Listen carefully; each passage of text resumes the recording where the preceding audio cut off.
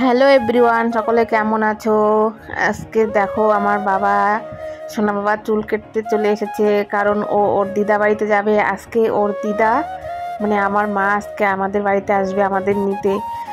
দুর্গাপূজাটা আমরা ওখানেই কাটাবো, কেননা এখানে পূজা সেরকম ভালো হয় না, একটা কি দুটা হয় তাও জানি না সেরকম।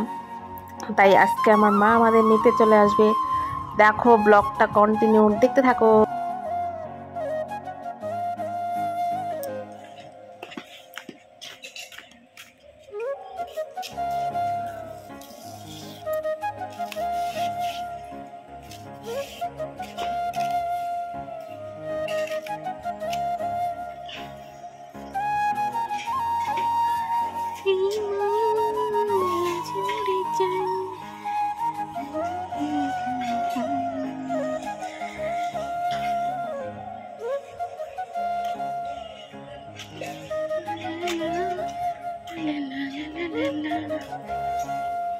আয় আয়, জুতা পরে আয়, তাড়াতাড়ি আসো।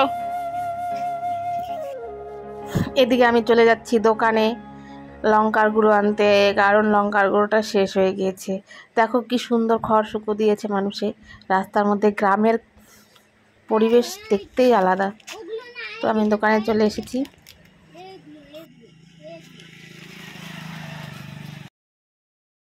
দেখো এখানে মা কচু শাকটা সেদ্ধ হতে বসিয়ে দিয়েছে। সেদ্ধ হলে মানে ভালো রান্না হয় আর কি, সেদ্ধ করে নিলে গলা চুলকয় না। এখানে বেগুন ভাজা, আজকের মেনু চিকেন, বেগুন ভাজা আর কচু শাক।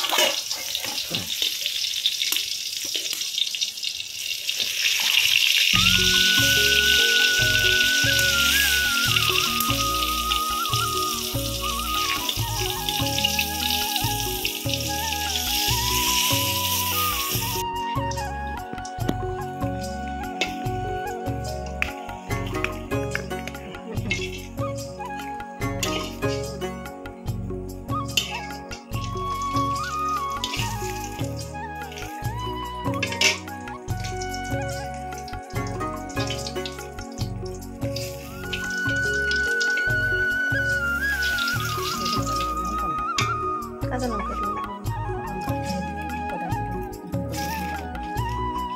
ভাত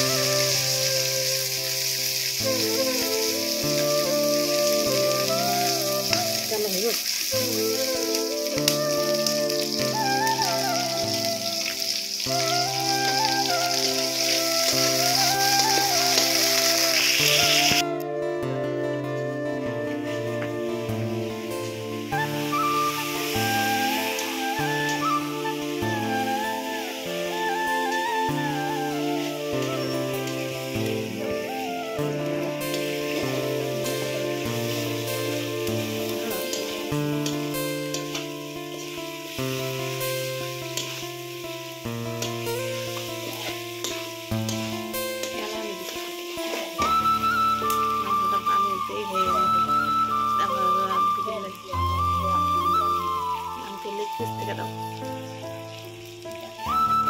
এই জায়গায় লেগ পিস থেকে ছায়া দিলে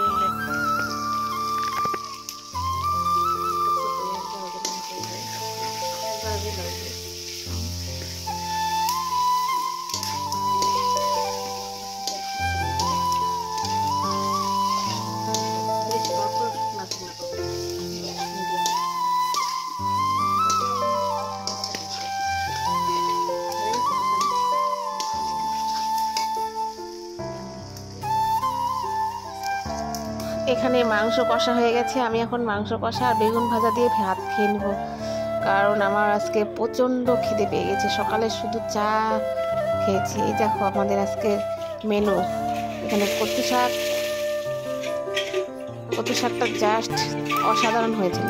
এখানে মাংস লাল লাল, এখানে বেগুন ভাজা, আর মাংসটা দেখো জাস্ট অসাধারণ। এখানে আছে ভাত।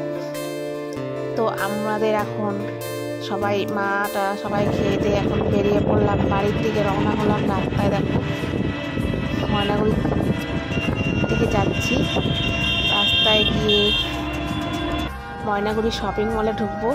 যদি কোনো কিছু ভালো লাগে তো নিব, না হলে কালকে পানবাড়ি গিয়ে সকালবেলা মার্কেটে গিয়ে জামা কাপড় কিনব। দেখো আমরা চলে এসেছি ময়নাগুড়ি শপিং মলে। জিনিস কোনো কিছুই পছন্দ হলো না, যে কারণে আমরা কিছুই নিলাম না। তাই আজকে চলে যাচ্ছি। ব্লগটা এখানেই শেষ করলাম। সবাই ভালো থেকো, সুস্থ থেকো, টাটা।